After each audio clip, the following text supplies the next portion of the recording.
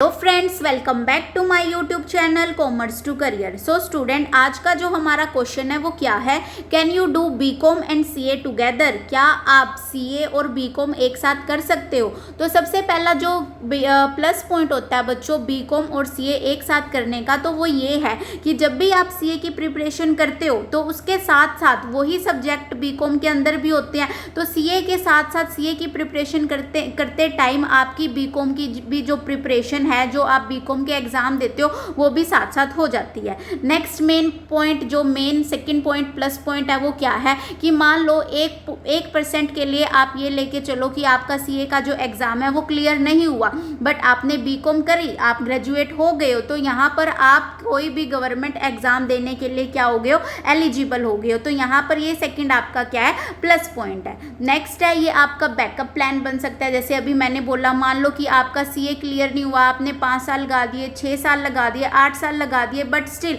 अगर आपने सिर्फ +2 करने के बाद सीधा सीए आपने स्टार्ट कर दिया, तो यहाँ पे आपकी जो डिग्री है, यानी कि आपकी जो हायर क्वालिफिकेशन है, वो क्या मानी गई कि आप सिर्फ +2 पास हो। बट अगर आपने सीए के साथ साथ बीकॉम भी करा है बट आपका सीए क्लियर नहीं हुआ, तो वहाँ पर आप साथ साथ क्या हो गए हो, आप ग्रेजुएट भी हो गए हो। नेक्स्ट स्टूडेंट, और क्या होता है कि अगर आपने सीए करते करते आपका मन बन गया कि नहीं, आपसे सीए नहीं हो रही है, आपको किसी गवर्नमेंट फील्ड के अंदर जाना है, तो वहाँ पर आपकी ग्रेजुएशन तो हो गई है, क्योंकि सीए करने में मिनिमम 5 साल तो आपको लगेंगे ही लगेंगे, बट ग्रेजुएशन आपकी 3 साल के अंदर हो गई है, तो वहाँ पर आप कोई भी गवर्नमेंट एग्जाम का जो पेपर है वो भी वहाँ पर आप दे सकते हो और उसको क्लियर करके आप गवर्नमेंट जॉब भी क्या कर सकते हो, ले सकते हो। बट यहाँ पर स्टूडेंट एक नेगेटिव पॉइंट ये आ जाता है कि जब भी सीए का जो एग्ज़ाम होता है, सीए के एग्ज़ाम की डेट जो होती है और जो आपके सेमेस्टर एग्ज़ाम होते हैं, ग्रेजुएशन वाले जो एग्ज़ाम होते हैं, दोनों जो है सेम टाइम पे हो जाते हैं, यानी कि बीच में सिर्फ 8-9 दिन का फ़र्क हो जाता है। तो बच्चा इतना डिप्रेशन के अंदर आ जाता है, उसके ऊपर इतना बर्डन हो जाता है कि वो पहले सीए का एग्ज़ाम दे, उसकी साइड वो जाए, या फिर वो अपनी जो डिग्री है, यानी कि जो बीकॉम कर रहा है, ग्रेजुएशन के जो उसके सेमेस्टर के एग्ज़ाम चल रहे हैं, वो उनको दे। तो कई बार बच्चे क्या कर देते हैं, वो सीए के एग्ज़ाम की जो इम्पोर्टेंस है वो कम कर देते हैं और वो अपनी ग्रेजुएशन को कंप्लीट करने के चक्कर में पहले अपने ग्रेजुएशन के पेपर दे देते हैं। तो इसी कारण उनका जो सीए है वहाँ पर जो है वो छूट जाता है। तो ये डिपेंड करता है ऑल। अगर आप किसी से पूछोगे कि आपको सीए के साथ बीकॉम करना चाहिए, तो कहीं कहेंगे हाँ आपको करना चाहिए, कहीं कहेंगे कि आपको नहीं करना चाहिए, कई लोग आपको एडवाइस देंगे कि आप पहले ग्रेजुएशन कर लो, उसके बाद आप सीए कर सकते हो।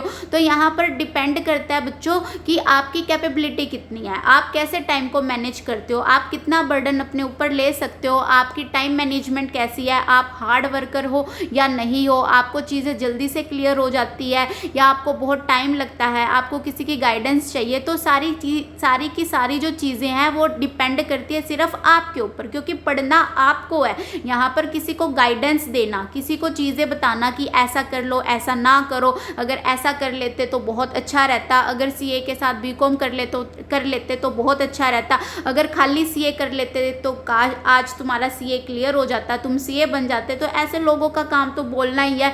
अगर आपने ऐसे किया तो भी वो आपका जो है भला नहीं सोचेंगे, फिर भी वो आपको कुछ ना कुछ नेगेटिव बोलेंगे। अगर आपने दूसरा पाथ या दूसरा डिसीजन लिया तब भी वो आपको कुछ ना कुछ नेगेटिव तो बोलेंगे। तो ये क्लियरली बच्चों आपके ऊपर डिपेंड करता है कि आप कितनी मेहनत करते हो, कितना टाइम मैनेजमेंट करते हो और कितनी हार्ड वर्किंग के साथ आप पढ़ते हो, और आप कितना बर्डन जो है अपने ऊपर डाल सकते हो और उस बर्डन को हैंडल करके आप जो है एग्ज़ाम दे सकते हो।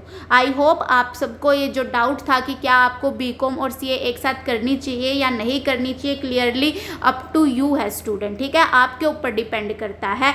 आई होप आपको ये जो टॉपिक है ये अच्छे से समझ आया होगा। Thank you and do not forget to subscribe my channel.